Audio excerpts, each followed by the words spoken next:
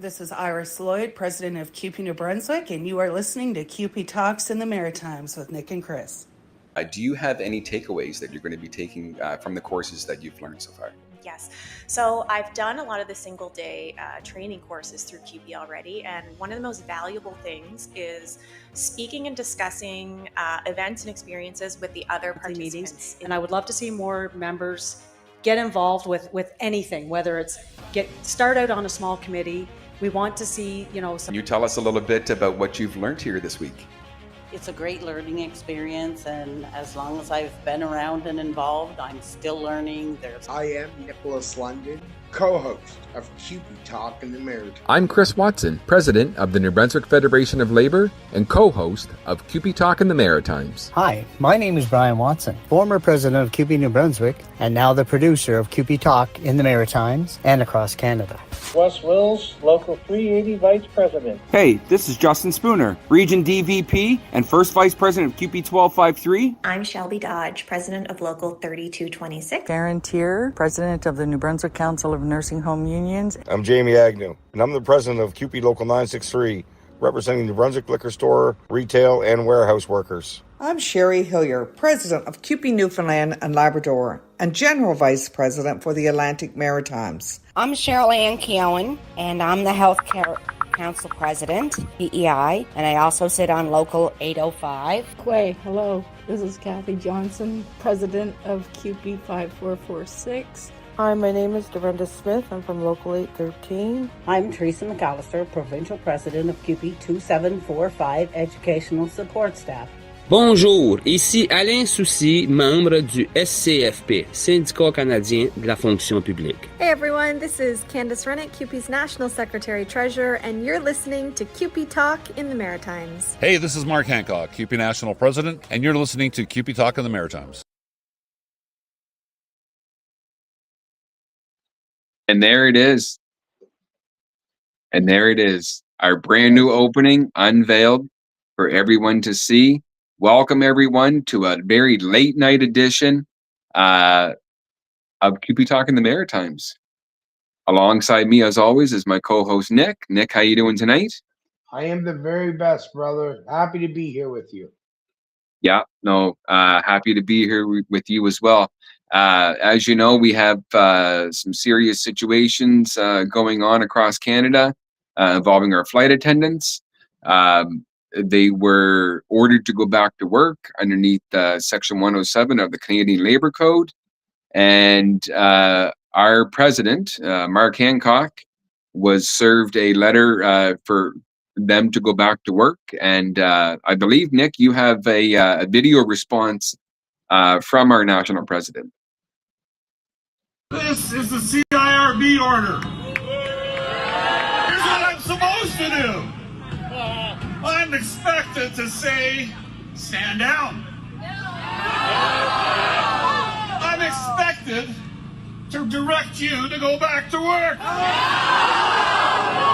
I'm expected to end this strike.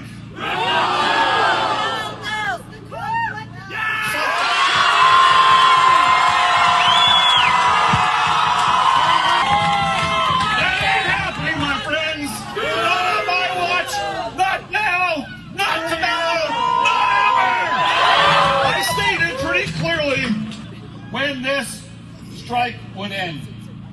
I said it clearly then, and I will say it clearly now. This strike will end when we get a collective agreement that works for our members.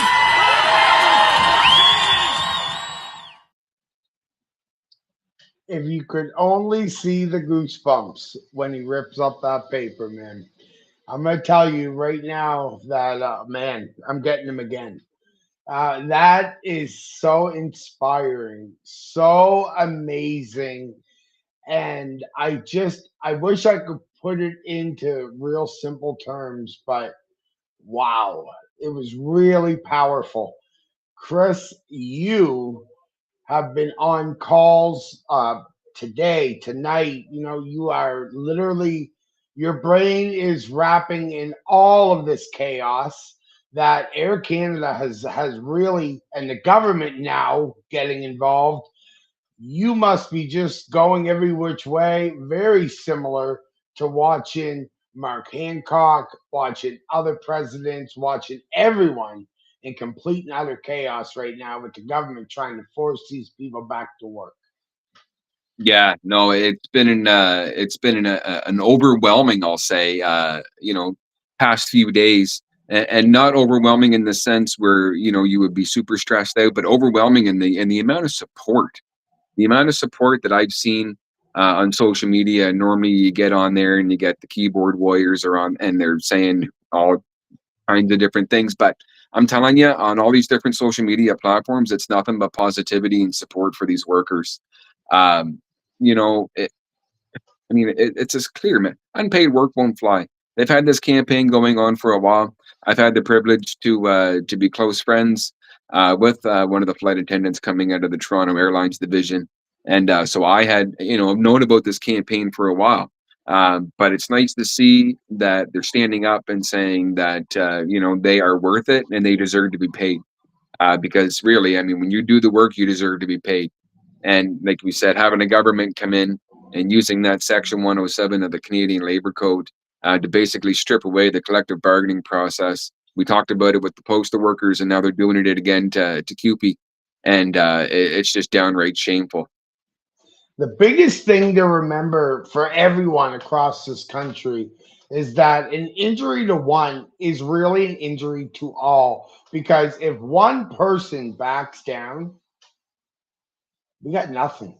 Because That's right. together, collectively, we are a force to be reckoned with. And, as much as Mark Hancock, our national president, and Candace Rennick, our national secretary treasurer, has said, like, when we all stand together, we are untouchable. And we cannot address that enough, guys, to everyone across this great country. We've got to stand together. The government will eat us alive, and they show it all the time because they're always trying something. But the thing is, we're always ready, and we're going to continue to be ready. And like Chris said, man, we need to they can't be ripping sections and deciding what they want to do when they want to do it. And it's our job to hold them accountable for that. And it's about damn time that we all stand up and take a stand just that. Yeah, you're right, and this isn't just something that happens like we CUPE Maritimes. Like this is something that's happening like all across Canada. This is a huge movement. There's rallies happening at Toronto, and there's Vancouver, Calgary. So there's this huge wave of solidarity happening, not only amongst the flight attendants and stuff as well. I saw videos earlier of pilots showing up in pickup trucks and dropping off cases of water to the picket lines. So they have support from everyone. And and you would bang on, Nick. The meetings and things like that tonight. We had an emergency meeting of the Canadian Council tonight, and and there'd be details and things like that to follow. But there was one thing that I will say that was quite stood out in my mind was Mark had said that CUPE will look after its members even if the government won't and the employer, and he had said that that the union will. So I mean that's a very powerful message to our flight attendants. To know that CUPE, obviously, like we always say, CUPE has your back, but I can really assure everyone that that CUPE does have their back, and so does everybody else. It's just like unanimous waves of support from all sectors of labor across Canada. Absolutely. And it's not going to change. And that's what everyone needs to realize is that, we are so strong when we stand together. We are showing it every day because there's always something going on. I'm sure that Mark and Candace as well will have different videos. I happen to, I seen something with Candace being on a picket line. I've seen stuff with Mark being on the picket line. We know there's stuff going on in Halifax. I've spoken to Alan Linkletter, the Nova Scotia president for CUPE as well. He was the one that sent me the pictures I put up, which, thank you. because he knows how important it is. He's showing it. Yesterday, Pride Parade here in St. John, New Brunswick. I was walking beside Iris Lloyd. We talked about it. What are we going to do? How are we going to come about this? This needs to stop. The government is just getting overboard now with all the bull crap they're pulling on a daily basis with us. They're really trying to attack us, and we need to stand up and say enough. We're That's done. right. And I'm always thinking about chants and rallies and things like that, and we're always using a chant. And this chant it's more than a chant; it's a message. And it's there ain't no power like the power of the people, because the power of the people won't stop. And that's what it's coming down to. They refuse that. The back to work order. So stay tuned. If there's actions that are going to be happening in and around all the different areas, we'll try to post them on our platforms to keep members up to date on what's going on and how you can attend and what you can do to participate. But right now for this area, one of the things you can do, and you can do it in any area, is write your MPs. So write your member of parliament and tell them that that you're completely against Section 107 being used against these workers, and that you are demanding that the Air Canada gets back to the table, negotiates a fair collective agreement, and pays these workers for all the unpaid work, because unpaid work won't fly. That's right, man. You said it best. And because we're here, it wouldn't make sense if we didn't do this. We got to show our love to QPPEI, Local 830, everything going on over there, guys. We're paying attention. We're keeping up. We got a lot of stuff for the debut show coming up. They're another group over there. That government, still on strike. Get your butts back to that table and meet with them and get a deal done. Enough is enough. They are over there. They are vital. They are essential. They are so important. Yeah, absolutely. Stop hesitating and get to the table. Get these members to the table, because I'll tell you right now that they will gladly go. All they're looking for is fairness, equality, and that's not too much to ask for. Sorry, No, I'm you're getting a little right. worked up. I'm a little worked up over everything going on. Well, I'm glad you said butts, because I'm going to tell them to get their asses back to the table, because we're tired of the bullshit. You said it. We got employers. They're just, and maybe one thing we need to do. I know there was a situation over there where they had some scabs, and maybe we need to start getting a scab of the month up on CUPE Talk, and maybe have a little segment here. Because that's one thing that I don't stand for, and I know you don't stand for, and the labor movement doesn't stand for, is having scabs come in and do anybody's work. So shame on that company. I don't have their name right now, but shame on them for going in and doing the work of 830. We're going to continue to be here and support you as best we can. So again, reach out and let us know what we can do, so we can let the membership know what they can do. You said it best, brother. I am listen, scab of the month. I'm in. I am in. If we're allowed to do that, I am 150% in. I don't like scabs. I have never liked scabs. They shouldn't be in doing other people's work. We are a union. We are proud. Stay out of our workplaces when we're not there. That's right. I mean, at the end of the day, when you go on strike, you're doing it. Obviously, you're doing it to try to better your members' lives and to better the people you work for, and better their communities, right? Because when we do better, the communities do better. Everyone does better. So, right. When you get people coming in and doing scab work, that's not helping anybody. So.